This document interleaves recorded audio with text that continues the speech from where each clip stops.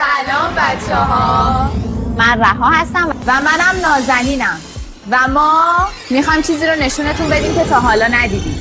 این آپارتمان ماست. اینجا اصفهانه ولی سال 2035.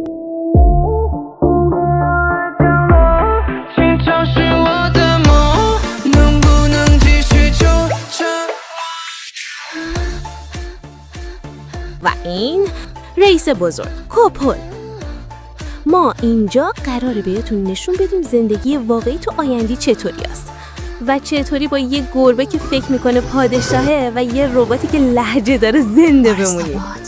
سه بار گفتم یه لاته میخوام. چرا دوباره داری ویبره کافی منو تحلیل میکنی؟ فقط قهوه رو درست کن. نازنین هنوز به باتا عادت نکرده.